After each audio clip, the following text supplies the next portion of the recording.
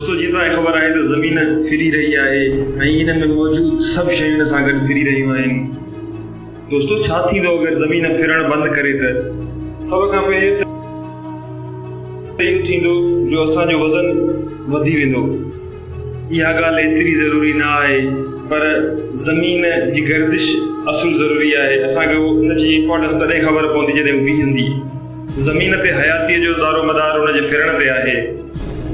धरती ख़त इस्तवा वटि 465 मीटर फ़ी सेकंड जी रफ़्तार सां घुमी रही आहे।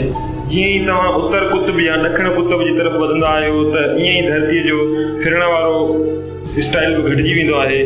सो दोस्तों, ज़मीन जो फिरण अगरि बंदि थींदो त उहो ईअं आहे ॼणो का 100 किलोमीटर फ़ी कलाक जी रफ़्तार सां वेंदड़ कार अचानक ब्रेक हणे। मतिलबु भयानक हादसो असांजी ज़िंदगी में कॾहिं न कॾहिं महसूसु करे चुका आहियूं। जीअं ई का हलंदड़ बस अचानक सां टाइट ब्रेक हणंदी आहे त असां सभु अॻिते जी तरफ़ धिकिजी वेंदा आहियूं। ज़मीन ते मौजूदु शयुनि सां बि ईअं ई थींदो, पर जीअं असां सोचूं त थी सघे इन जा नतीजा अञा वधीक कंहिं क़दुरु भयानक हुजनि। दोस्तों, जीअं ई ज़मीन पंहिंजी गर्दिश बंदि कंदी त उत्तर कुतुब ऐं ॾखण कुतुब खे छॾे करे पूरी धरतीअ ते मौजूदु हर शइ अॻिते जी तरफ़ उॾामण लॻंदी हज़ारे किलोमीटर फ़ी कलाक जी रफ़्तार सां। भले को उहो इंसान हुजे, जानवर हुजे, ऐं स्पीड एतिरी घणी हूंदी जो असां इंसान उन वक़्तु 9.5 कैलिबर जी हिकु गोलीअ जेतिरी रफ़्तार पकिड़े वठंदासीं। मतिलबु पल भर में हर शइ ख़तमु थी वेंदी। जेके माण्हू उन वक़्तु जहाज़ में सफ़र करे रहिया हूंदा उन्हनि लाइ ज़िंदा रहण जा चांसिस इलाही वधीक थी वेंदा। पर उन खां बि वधीक महफ़ूज़ ख़ला में मौजूदु एस्ट्रोनॉट्स हूंदा जेके स्पेस स्टेशन में कमु करे रहिया हूंदा। पर धरतीअ ते मौजूदु इंसानियत कुझु ई सेकंडनि में ख़तमु थी वेंदी। जेकॾहिं का शइ बचंदी त उहो बिल्डिंगुनि जो मलबो। हाणे हिते ॿ सुवाल आहिनि। सभु कुझु छो वेंदो? ॿिए तरफ़ में छो न? छो त आम तौर ते ज़मीन ओभर खां ओलह तरफ़ मूव कंदी आहे। मतिलबु ज़मीन ओभर तरफ़ घुमी रही आहे। मतिलबु जॾहिं हिन जो फिरण बंदि थी वेंदो त हिन ते मौजूदु हर शइ तरफ़ भॼणु शुरू कंदी, जेको न्यूटन जे फर्स्ट लॉ जो हिकिड़ो सुठो एग्ज़ाम्पल आहे। जेकॾहिं हर शइ एतिरी स्पीड पकिड़े रही आहे त छा इंसान ज़मीन जे मदार मां निकिरी ख़ला में हलियो वेंदो?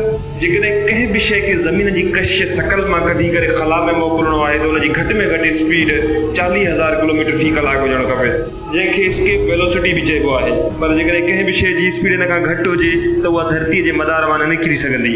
जॾहिं हर शइ तरफ़ वञणु शुरू कंदी त समुंड जे पाणी ऐं वॾनि वॾनि समुंडनि में जे पाणी में पिणु इहो थींदो ऐं लहरूं एतिरियूं ऊचियूं हूंदियूं जंहिंजो असां सोचे बि नथा सघूं। ऐं इन ॻाल्हि जे करे इलाही मुल्क पाणीअ जे हेठां अची वेंदा। ज़मीन जो फिरण त बंदि थी वेंदो, पर असांजे वायुमंडल में मौजूदु हवाऊं ज़मीन जे फिरण वारी रफ़्तार सां ई हलंदियूं रहंदियूं, जंहिं करे ज़मीन ते हिकु वॾो तूफ़ान ईंदो जेका हर शइ तहस नहस करे छॾींदो। ज़मीन जी गर्दिश जे करे ख़त इस्तवा वारी जॻह ते ज़मीन जे ॿिन्ही पासनि ते इलाही पाणी जो मिक़दार हूंदो आहे। जेकॾहिं हुन जो फिरण बंदि थियो त इहो मौजूदु पाणी उत्तर ऐं ॾखण कुतुब जी तरफ़ वधणु शुरू कंदो ऐं इहे ॿई कुतुब पाणीअ में ॿुॾी वेंदा। मतिलबु का बि शइ इन शइ खां बची न सघंदी। इन तबाहीअ खां ज़मीन ते का बि इंसान मुश्किल बची सघंदो। ज़मीन जीअं ॿाहिरां सिज जे गर्दिश कंदी आहे, ईअं ई ज़मीन जो अंदरियों तह बि अंदरि गर्दिश कंदो आहे, पर इलाही तेज़ रफ़्तार सां। ज़मीन अगरि गर्दिश करणु बंदि कंदी त इहो मतिलबु न आहे त हिन जो अंदरियों कोर बि गर्दिश करणु बंदि कंदो। इन सां ज़मीन जे ॿाहिरीं ऐं अंदरियनि तहनि में फिरण जो वॾो हिकिड़ो गैप ठही वेंदो, जंहिंजो सिधो असरु ज़मीन अंदरि मौजूदु टेक्टोनिक प्लेट्स ते पवंदो। हर जॻह तां आतिशफ़िशां फाटल आहे।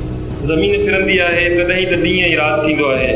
उन वक़्तु ज़मीन जे हिकु हिसे ते 6 महीननि जो ॾींहुं हूंदो त ॿिए हिसे ते 6 महीननि जी राति। मतिलबु ज़मीन जे हिकु पासे हूंदी इलाही थधि ऐं ॿिए पासे ओतिरी गर्मी।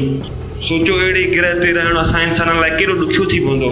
पर इन्हनि ॿिन्ही जे विच ते जेका बाउंड्री लाइन आहे, इते इंसानु रही सघे थो। जेको पासो ज़मीन जो सिज जी तरफ़ हूंदो उन पासे घणी गर्मी हुजण जे करे उतां जा समुंड बाफ़ थी हवा में उॾंदा। ज़मीन ते इलाही खुश्की थी वेंदी ऐं आहिस्ता आहिस्ता उन जी हालत बि वीनस ग्रह वांगुरु थी वेंदी। ऐं हुन जो ॿियो तरफ़ सिज खां पासीरो हुजण जे करे इलाही थधो थी वेंदो।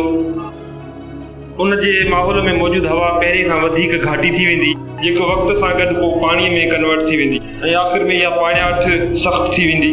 पर ज़मीन जो ठोस शक्ल में कन्वर्ट थियणु ॾाढो ॾुखियो हूंदो आहे। छो त जॾहिं उहो सॉलिड में कन्वर्ट थींदो तॾहिं ज़मीन ते खला जो हिकिड़ो वैक्यूम थी वेंदो ऐं ज़मीन जे ॿिए तरफ़ वारियूं गरम हवाऊं तेज़ीअ सां हिन इलाइक़े में दाख़िल थींदियूं। घणी थधी ऐं घणी गरम ज़मीन इंसान जे रहण खां बिल्कुलु परे थी वेंदी ऐं अहिड़ी सूरत हाल में वॾा वॾा तूफ़ान पिणु ज़मीन ते ईंदा थधे ऐं गरम हवा जे मिलण जे करे। सिज जे ख़तरनाक अल्ट्रावायलेट शॉअनि खां असांखे ज़मीन जो चकमकी मैदान बचाईंदो आहे जेको हुन जे फिरण सां पैदा थींदो आहे, जंहिंखे डायनामो इफेक्ट चयो वेंदो आहे, पर हिन जे फिरण जे ख़तमु थियण सां इहो पिणु ख़तमु थी वेंदो। अहिड़ी सूरत हाल में सिज खां ईंदड़ ख़तरनाक कॉस्मिक रेडिएशन ज़मीन मौजूदु हर जानदार खे तबाह करे छॾींदी। थी सघे तव्हां ॼाणे हैरत में अचो, पर अॼु खां लख करोड़ साल बाद ईअं ज़रूरु थियणो आहे, छो त नासा जी कैलकुलेशन मुताबिक़ हर 100 साल में हिकु ॾींहं में 2.3 मिली सेकंड एड थी रहियो आहे, जंहिंजो मतिलबु आहे त अॼु खां लख करोड़ साल बाद ज़मीन जो फिरण बंदि थी वेंदो।